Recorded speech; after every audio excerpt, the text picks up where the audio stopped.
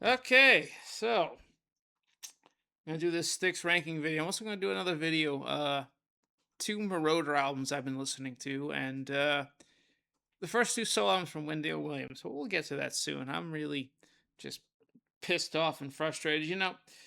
Yeah, I love when someone tells you, "Okay, we'll get back to you in a couple days, and we'll figure out a job interview," and then they don't get back to you for 6 days. Uh, and then they want you to schedule an interview, and it's like, well, what the hell? Followed up by using Copilot to just go through and make my uh, Discogs collection note, and then my larger just overall record and CD list. And you build these ranking videos, uh, the material, the subject, and then all of a sudden 3 4 hours later it just forgets what you did, and then you gotta try to scroll up and find it all, and it's telling you, oh, you didn't do this, you did it in a separate chat. No, I didn't. I did it in the same damn chat. We did it 3 hours ago. I had forgot. So you know what, here's my ranking. The 17 Styx studio albums, it's gonna be 18 probably in about a year and a half, let's be real. And fuck it, I'm gonna wing it. So my number 17 at the bottom, the debut Styx album. And what is that cover? I mean, I think they're all naked and shit, and or nearly naked and blurred out. And I Movement for the Comet Man. This is just their prog epic. Uh, Pretty damn interesting, but honestly, after that, maybe Best Thing or After You Leave Me. Those are the only songs I could think of off the top of my head. I don't have a lot of use for the first Styx album. And similarly, number 16, Styx 2. Okay, yeah, these wooden nickel albums didn't have the best artwork. We've already discussed that. Uh with Serpent is Rising, even though I love it. Uh let's see. This has got Lady on it. Dennis's big breakthrough hit a couple of years after the fact. Another big Dennis song, Earl of Roseland. Great track. Karolewski's You Better Ask. And the other Karolewski track, A Day, almost 9 minutes out of that one. Again, this is um they give you Unfinished Song, which was on the B side of Young Man, and it's a Man of Miracles when it was reissued. Really cool on this edition, but I just I never go back to the first two Styx albums. They're prog wannabe albums. They're of the time, but nobody's locked down what they want to do yet. I don't think we get that till the next album where we start seeing all those signs. So those are my bottom two. My next one, I do not have a copy of, and this is Cyclorama from 2003. So my thing, why do I have this so low? And it's not because it's a totally bad album. The thing with Cyclorama is it's front loaded. Um, like the first half of the album is great, but around the halfway mark, it starts to get very samey, and it just bores me to death half the time. Will I buy a copy of it for $5 used? Probably, but it's not one I'm gonna go back to a lot. So, for those of you, because I don't have a copy of it in front of me, for those of you wondering, this is the Carrot album. So Dennis is more or less gone, and Tommy and Jay are going on with their mix of, do we want to be a boy band? Do we want to do more Damn Yankees stuff? Jack Blades is in there. Glenn Burtnick is in there contributing. This is going to come up on another album real soon in the countdown. It just runs out of steam, and they just keep on going. So I don't go back to it as often. There's some really great ideas on Cyclorama. It's just not my full cup of tea. So let's see, that was 15. 14. I'm gonna go with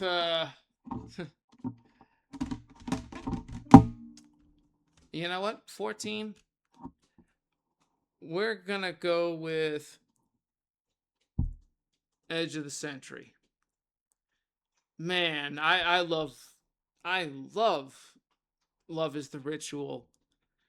Show Me the Way, the title track. Dennis showing he's got angry, aggressive hooks on Not Dead Yet. JY's Homewrecker. Pretty underrated album overall. But with Cyclorama, it's not one that I jump and go back to as often as the rest of this pile in the list. So there's some real solid tracks that stayed in, well, they were in the set list for a while, even on Return to Paradise over here. And this has got Paradise, On My Way, and Dear John is the new songs. But they do Show Me the Way in tribute to John Panazzo. Really good tracks on here, but yeah, I think your replayability is going to vary. And maybe I'm just being harsh because I'm frustrated right now, because I had this list ready to go 2 days ago, and then late last night, and then this morning, and now it's an issue. But 5-6 songs I could take out of the 10, and I don't always have to go back to them. That's the problem I'm running into. So let's see, that was 14, right? Yeah. My 13 is my 13 is gonna be the most recent album, Circling from Above. No, you know what? No. My 13, making this a real time. My 13 is gonna be Kilroy Was Here. Okay. So we all know Mr. Roboto. I get a kick out of Heavy Metal Poisoning. JY being pissed yet maniacally professional and going over the top, selling the character. Don't Let It End. Amazing track. But despite the cheese and the fun, not one that I go back to a lot. In fact, if not for Kilroy Poisoning and Don't Let It End, I would probably put this below Edge of the Century. The thing is, it's so much fun. It's so goofy, and then you pair it with the Caught in the Act, the live video. Oh, Dennis figuring out this whole theatrical Broadway musical thing, and Tommy reciting all these character lines in story mode. It's such a spectacle. It's glam rock just 10 years after the fact, when it would have been really, really cool and totally marketable. Yeah, but it's a product of its time. So let's see, we got so the next one, Circling from Above. Okay, I don't yet have a copy of this. I might get this on CD instead of vinyl, even though the full sleeve on vinyl looks a lot better with those colors, with the sparrow and the flock being a bird flying off from a busted satellite. The thing with this, again, like I said with Cyclorama, so many cooks in the kitchen on Circling from Above. It's like the band is going through a double transition period where some tracks could have been off a Cornerstone Maybe other times they, in the same track, they inflect back towards like Equinox, or maybe you get a bit or two that could have been on Styx 2 or Man of Miracles. They, you know, I know officially Glenn and Jack Blades don't have any writing credits on Circling from Above.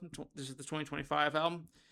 But listen, in the harmonies, the vocal style choices, the fills, some of the hooks, you can definitely tell that they contributed or wrote. They were on the phone, they were in the studio visiting.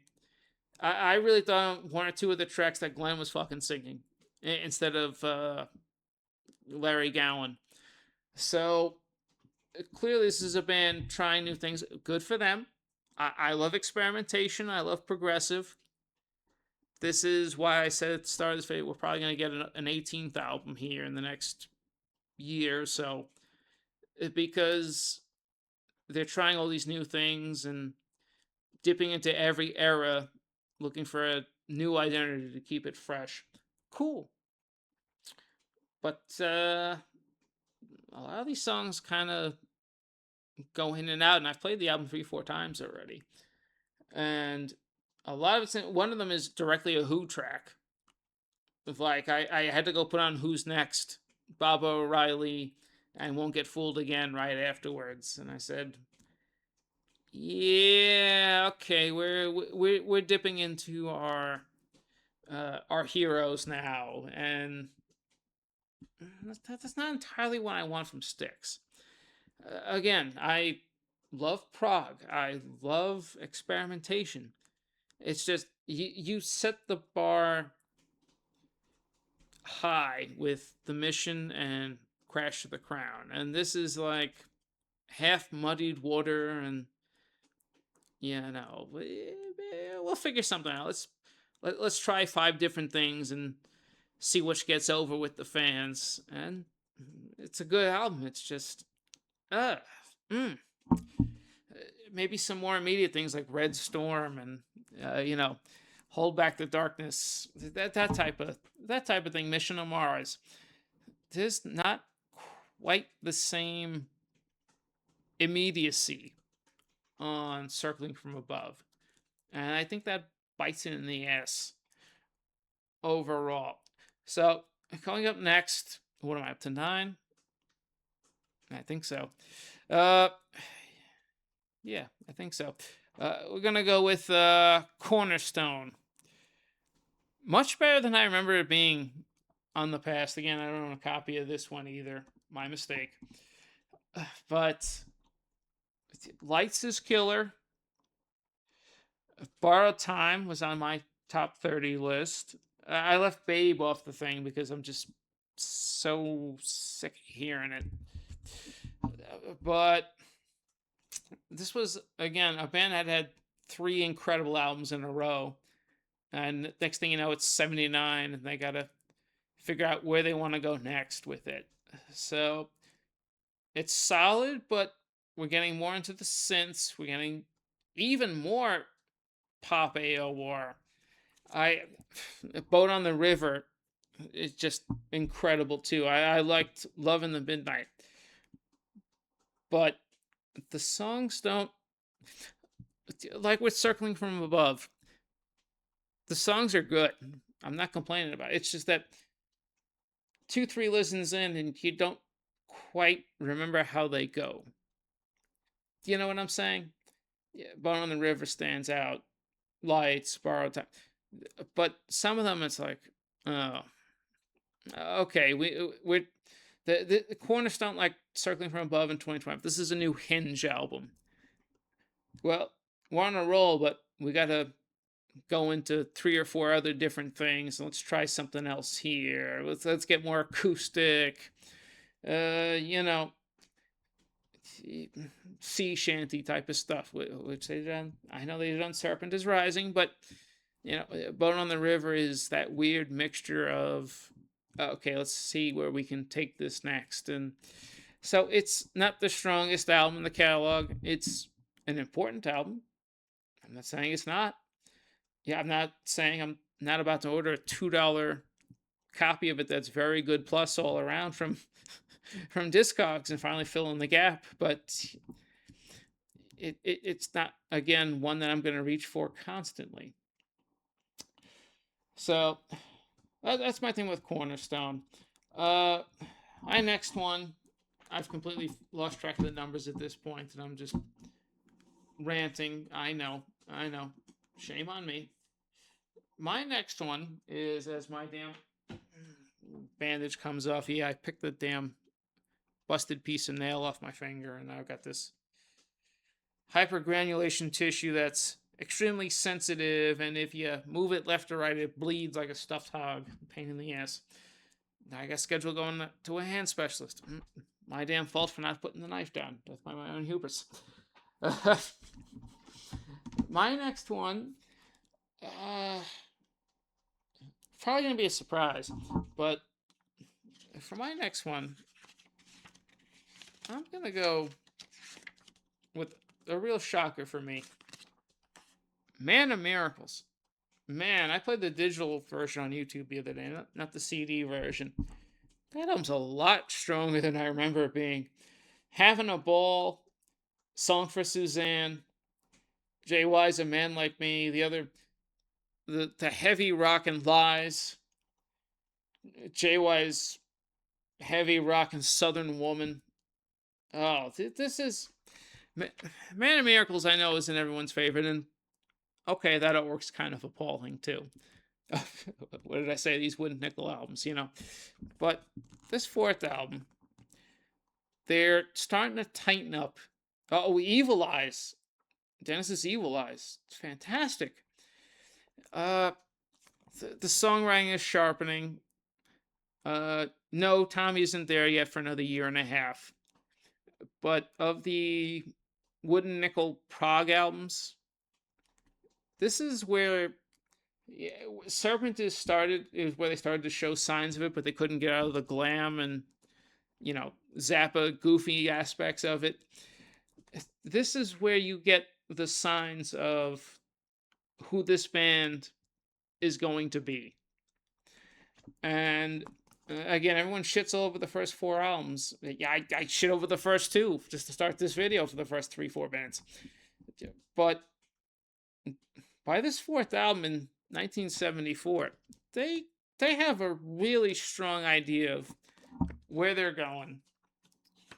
And again, Lies, Evil Eyes, Southern Woman, the title track, Having a Ball. These are fantastic songs. Largely lost by time, I get it. It's not everyone's cup of tea. The production's of its time with the questionable tapes, the machines being, the consoles being overloaded and overheating. But Man of Miracles is a far better album than I think people give it credit for. But that's just my 2 cents on this. My next one, what am I up to? 6, I think. Hold on. Got it. 1, 2, 3, 4, 5. Yeah, I think I got like 6 left. And yeah, look, I thank God I took these out one more time before I put them up. So, yeah. So my next one is Everything's Cool in the Brave New World, 1999. Okay, this, I get it. This should probably be a lot lower by some regards. 1, 2, 3. Here I am doing again. 3, 4, 5, 6. So this is my 7. Okay. So, actually, it's my 8. Yeah. So this is my 8. I Will Be Your Witness, the title track, Everything's Cool in the Brave New World. Dennis's tribute to his dad and old Chicago, leaving out with Goodbye Roseland. I could do without High Crimes and Misdemeanors, aka Hip Hop Hypocrisy. Haha. What the hell was Dennis smoking on that one?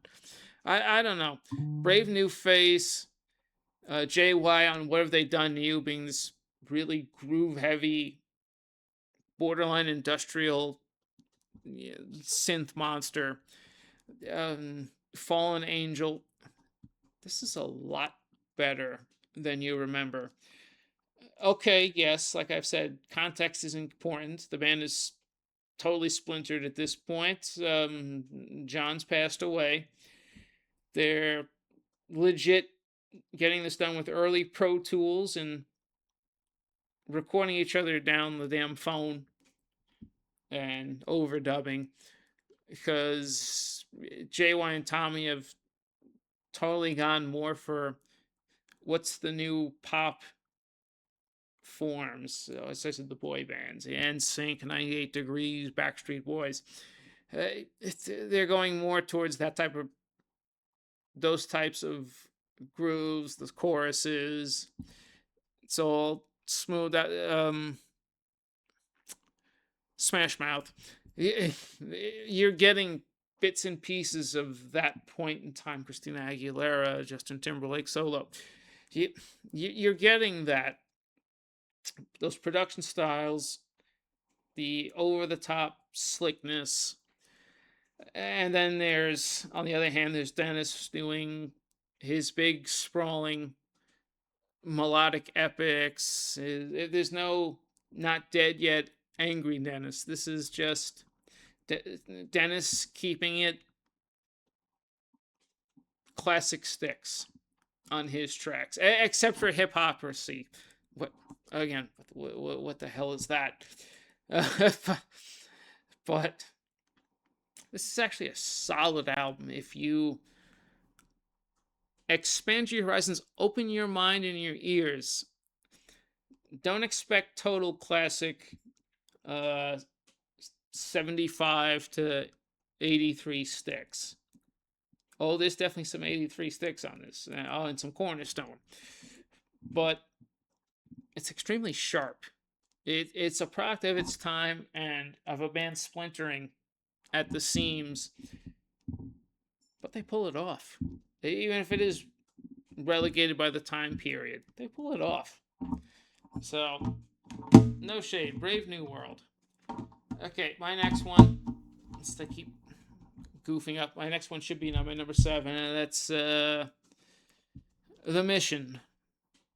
Okay, ironically, a band that said they hate doing concept albums. They fired Dennis. We're going all these new directions, and they do a giant concept space album. Yeah, okay, guys, whatever. The songs are sharp, though. Way better than Cyclorama. And definitely better than What's the Come on Circling from Above. I mean, Gone, Gone, Gone. Locomotive, Red Storm, I mentioned earlier. The Greater Good. Radio Silence. This was the comeback album that needed to happen. Because the band hadn't put anything out in 14 years, and they were just a legacy act who thought we'd get anything new from Styx. And then in response, we'd get 2 masterpiece albums from Dennis. His last one's 26 East, Volume 1 and 2. Which I only have Volume 1. I need Volume 2, but it's on Frontiers. And you know how the Frontiers works. They make one pressing of everything to an extent, and then once it sells out, they never do it again. So you got to dig. And hopefully you get a deal. But The Mission was such a statement. I remember it dropped and I went, who is this? It sounds like Styx. The songs are all short. So again, the Cyclorama part of the treatment on Edge of the Century. Most songs aren't more than 3 minutes, 4 minutes. But there's nothing to complain about. It's just one solid track after another for the most part. Although, again, after a while, much like what happened with Circling from Above, it gets a little samey. But at least JY's there doing some lead vocals. He's on the harmonies. He has that little bit of danger element that keeps it going. But from The Mission on, if we're being honest, he only does like one song. Yeah. And I didn't even mention good songs from Cyclorama, like Do Things My Way, These Are the Times, Yes I Can. But the one offset to the mission and what's come out since then is JY starts to disappear. He's on a couple tracks on the mission, but after that it gets a little skim. And that brings me to my next one, which I just couldn't get away from. My next one is the masterpiece, Crash of the Crown. Fight of our it's a monster. Hold back the darkness. Save us from ourselves. The one track that has JY on it, the title cut at the beginning. Sound the alarm. Coming out the other side. Another farewell. This is the best attack from JY, Gowan, and Tommy. And now the band currently also includes Larry Gowan's brother. And at least Jack Blades had a hand in writing at least one or two of these. And I think Glenn Burtnick had a quiet hand in this as well. But it doesn't feel like it's not too experimental, and it's not like too many clashing styles. This is prime 70s Styx the whole way through it. Okay, maybe a little bit of 81 Paradise Theater. But this band was firing all cylinders here, and there's not a bad track. It doesn't spend too long. Of course, I wish the album was longer. I wish Circling from Above was a couple tracks where, a little longer, even though I rated it lower on my list. They could have developed a couple of hooks or two and added a little section. This is just right the whole way through it. You get enough things going on that it just kicks your ass. It gets in, it gets out, and you immediately start the side over again, or you start the album over again. You want to go around again for was it 41 minutes or 38 minutes? Brilliant. Best modern day Styx album. No doubt about it. Okay. My next one. Let's see. We are up to... We got to double check. 1, 2, 3, 4. We got 5 left. Okay. My number 5. Serpent is Rising. Oh yes. You know it's true. It makes sense. Witch Wolf, The Grove of Eglantine, the sea epic Jonas Salter, that weird Bob Calvert, by way of Kurlewski narration of Krakatoa, prepare yourself for sonic attack. Yeah, as bad as this, the ballad, something about this album that it should be low. I get that. It's too weird. It don't even get me started on I'll sit on the plexiglass toilet. Don't even get me started on that. But there's a charm to this album where it's out there, but if you're open-minded, it doesn't fall flat on its face. This was, again, context, like Man on a Mission, Man of Miracles, The Mission, even Circling from Above. They're being experimental, but they're hitting different things. This was the height of prog, and just throwing 200 items, splattering them on the wall, and seeing what we can make out of it. It's almost the damn Zappa style of doing things. Legit. 22 years is a great little number too. Young Man ballad. I love this album. I know I shouldn't with the damn Kermit the Frog Cobra face on the Cobra and all the weird animals in the artwork. Some of them fit and a lot of them don't. The two ships, the vintage pirate ship and then the damn Freightliner yacht. But I enjoy the hell out of it. So this is an album I always go back to. And again, I shouldn't. I get that. It should be lower. But I like my weirdness. I like my chaos. Sue me. Go ahead and fucking try it. You know, this. That's the last I'm going to say on that. What we got? My number 4. Okay. This could have been my number 3. I think it's a stronger album than my number 3, front to back.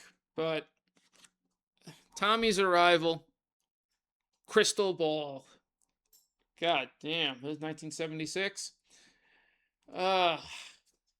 Put me on straight into the 1-2 into Mademoiselle. Okay, Jennifer's a little cringe today. Dennis writing about banging a 17-year-old at the time. But again, it was 1976, and that was normal. It was. Not saying it's right, but I mean, up until about 12 years ago, the legal age in 2 states was 14, for fuck's sake. It's creepy as hell, but, you know, it is what it is. I mean, hey, I'm a Kiss fan, too. We can't exactly talk about our love of Christine 16 these days, now can we? And not go, oof, ah.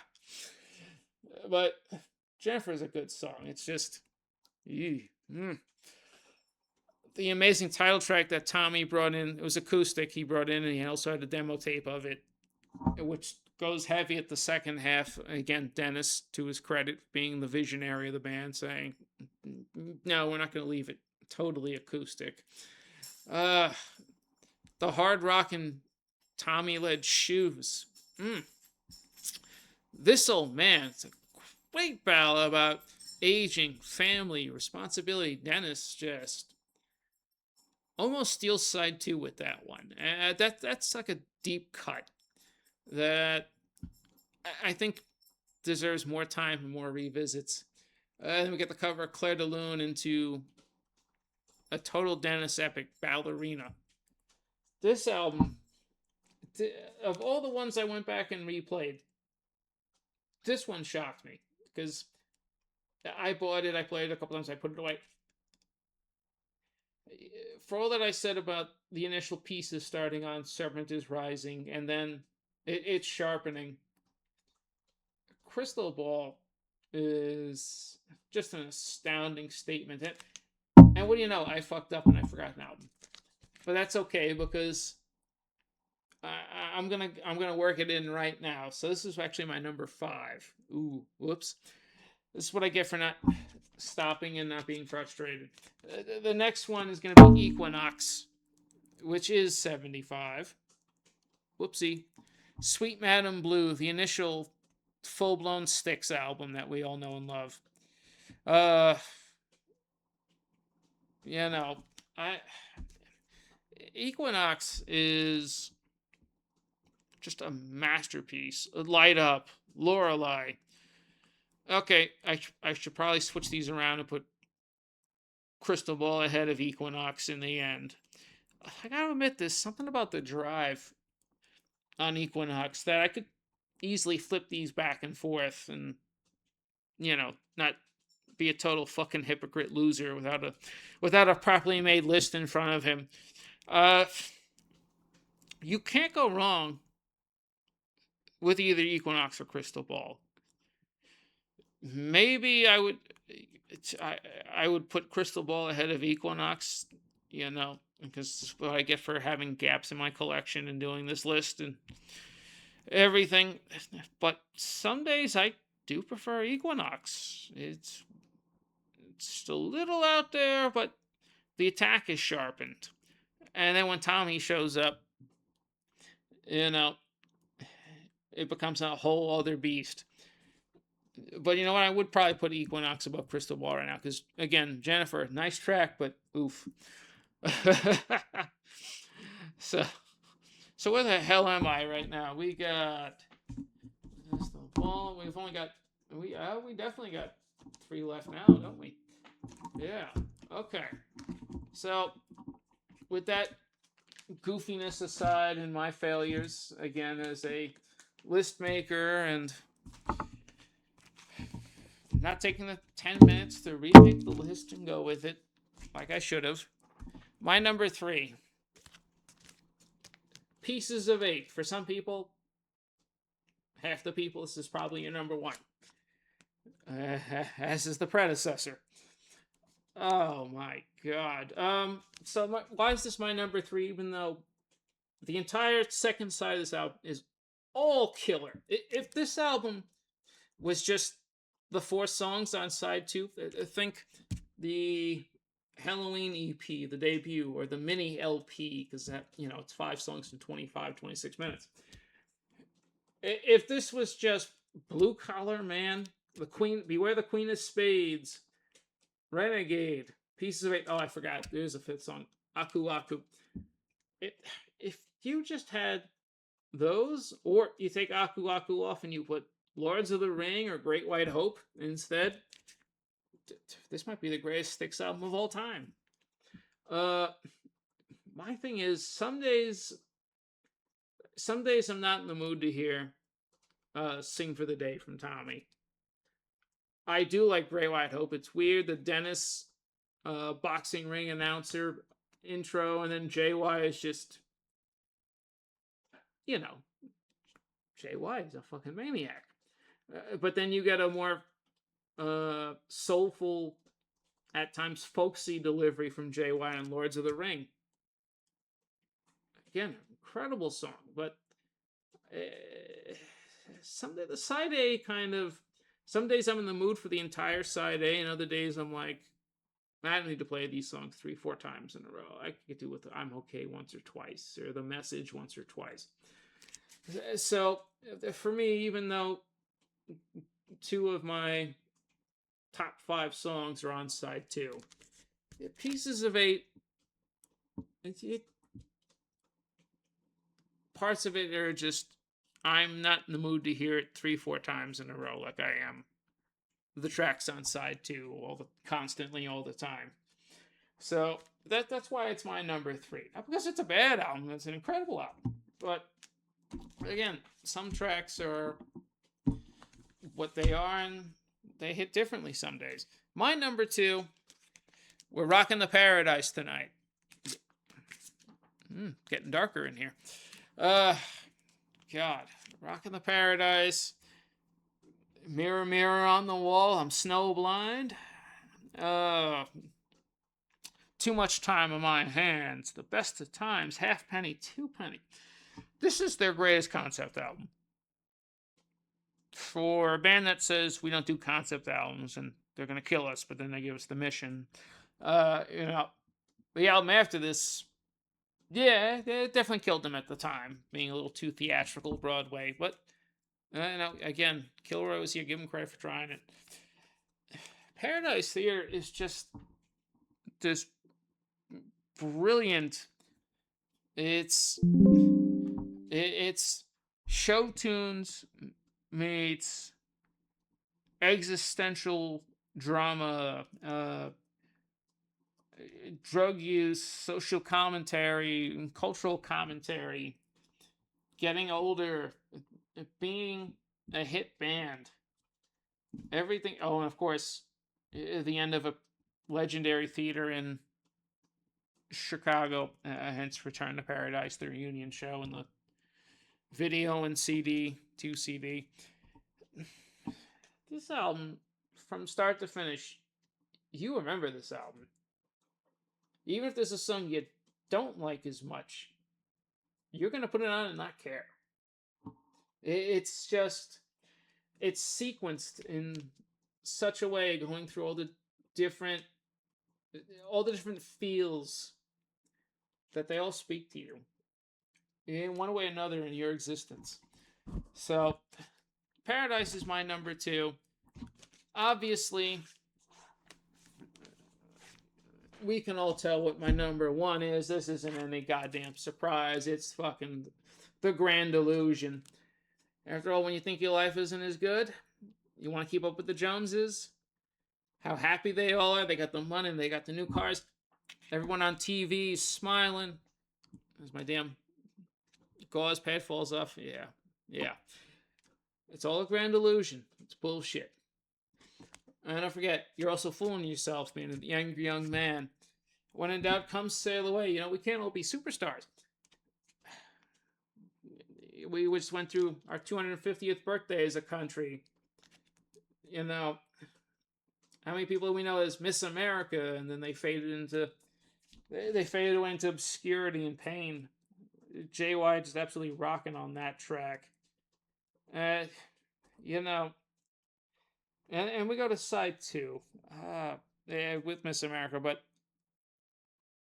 I can't go without Tommy's Man in the Wilderness and Castle Walls. It's just both of those tracks are. Then you mix in from Pieces of Eight, Blue Collar Man, and of course I've known my fair share of Queens, Queen of Spades, but Man in the Wilderness and Castle Walls are like the two big deep cuts from this album, which are arguably two of the best written Styx songs ever. There's something about this album. Try as I might to pick Paradise or Pieces of Eight. Even if I'm not the biggest fan of Superstars, it works. It's 3 minutes. It stands out. It doesn't spend too much time and feel laborious to go through and sit through. Grand Illusion is the apex of Styx. And, again, a lot of people are going to pick Pieces of Eight over this because, again, that second side is fucking killer. I get it. But as a whole, there's not a dull moment here. So I got to go with, as my number one, it's the Grand Illusion. Life is a grand illusion. Everything we're told to do by as I knock my copy of Brave New World to the floor. They're what they are. And this is our life. This is our existence. Be what it may. I'm going to wrap this up. I better open my blinds to put on the light before I shoot my next two videos. It is what it is, But I got this out. Confusing. A mess. Missing pieces add to confusion. Oh well, shame on me, I guess. But yeah, gonna wrap this up. 43 goddamn minutes. Holy shit, it's after 8 o'clock. Thanks for paying attention if you made it through this whole way. See you next time.